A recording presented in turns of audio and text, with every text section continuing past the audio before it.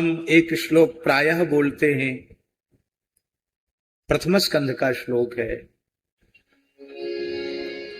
आयुर्हरत वै पुंसाम उद्यन्नस्तंच यन्नसौ तस्यर्थे यत् क्षणो नीत उत्तम श्लोक वार्तया।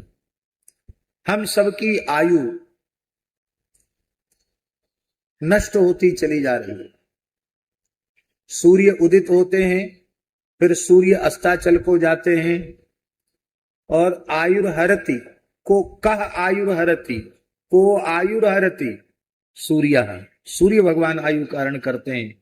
उदय होकर अस्त होकर सूर्य भगवान आयु का हरण करते हैं। तो हमारी सब आयु हरण की जा रही है, चुराई जा रही है, छीनी जा रही है। उस छीण होती हुई आयु में, चुराई हुई आयु में हमारे जीवन का कौन सा क्षण अत्यंत भाग्यशाली क्षण है?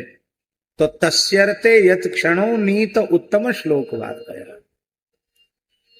जो क्षण भगवान की चर्चा में व्यतीत हो गया, समझ लेना हमारे मानव जन्म का वह सर्वोत्कृष्ट क्षण। और खुलकर हम बोलें तो जितनी देर हम सत्संग में रहे उतनी देर ही हम जिए। बाकी तो जैसे लोहार की धोकनी में श्वास चलती है, ऐसे ही धोकनी के जैसी श्वास चल रही है जितनी देर का सत्संग है। इसलिए धन्य गरी सोई जब सत्संगा, सत्संगति दुर्लभ संसारा, निमिष दंड भरी एक उबारा। प्रारब्ध और पुरुषार्थ दोनों का सहकार हो, सहयोग हो, दोनों अनुकूल हो, तो संसार की कोई वस्तु ऐसी नहीं जो प्राप्त न की जा सके। पर सत्संग इससे भी दुर्लभ चीज है। न तो प्रारब्ध से मिलता है सत्संग, न पुरुषार्थ से मिलता है, वह केवल और केवल भगवान की अहेतु की कृपा से मिलता है।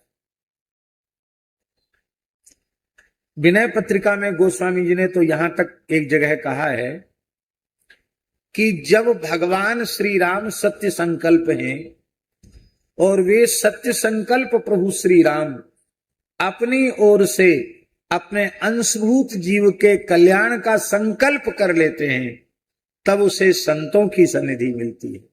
और जब संतों की सन्निधि मिलती है तो भगवान की चर्चा सुनने का सौभाग्य प्राप्त होता है। यहां मदन मोहन दास जी उत्तम श्लोक वार्ताया, तो उत्तम श्लोक वार्ता दोनों की है।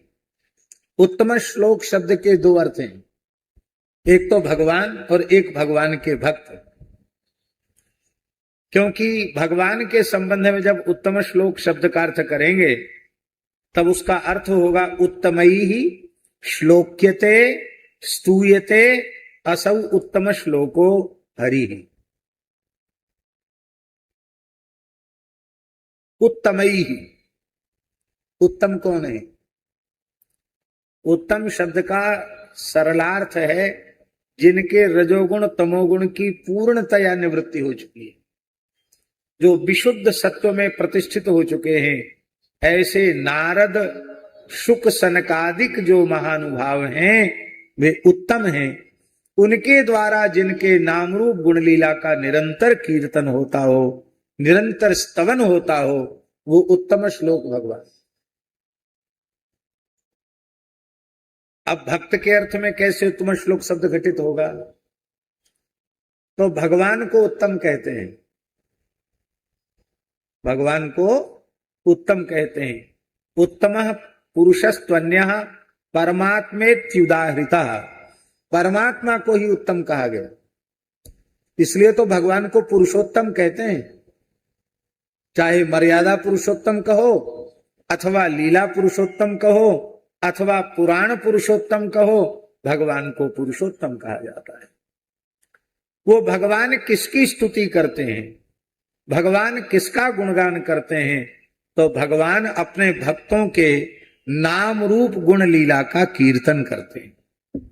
आप कहीं भी देख लो, भगवान अपने भक्तों की प्रशंसा करते हैं। भरत जी की प्रशंसा, सबरी जी की प्रशंसा, केवट की प्रशंसा, हनुमान जी की प्रशंसा, शिव जी की प्रशंसा, अपने भक्तों का गुणगान भगवान करते हैं। इसलिए भक्त भी उत्तम श्लोक हैं। इसका तात्पर्य है भगवान की चर्चा और भगवान के प्राण प्यारे भक्तों की चर्चा में हमारा जो समय व्यतीत हो जाता है वो हमारे जीवन का सबसे भाग्यशाली क्षण। बाकी मरना जीना, खाना पीना, सोना, संसार का व्यवहार, ये जब तक जिएंगे तब तक पिंड छोड़ने वाले नहीं। ध्यान देकर के सुनने की बात है। संसार पिंड तब छोड़ता है जब ये समझ लेता है कि अब ये हमारे किसी काम का नहीं है। जब तक इनके काम के लायक बने रहोगे ना, तो हॉस्पिटल में भी कोमा में पड़े होगे बेहोशी में, तो भी इंजेक्शन लगा के होश में लाकर कुछ बयान दर्ज कराए जाएंगे और कुछ नहीं तो अंगूठा लगवा लिया जाएगा। मरते दम तक भी तुमको छोड़ेंगे नहीं यदि तुम्हारे किसी स्वार्थ की सिद्धि उस व्यक्ति से हो। केवल भगवान ऐसे हैं। हमारे पूज्य गुरुदेव भक्तमाली जी कहते थे, जो संसार की दृष्टि में नालायक सिद्ध हो जाता है वो श्री रघुनाथ जी के दरबार के लायक बन जाता है।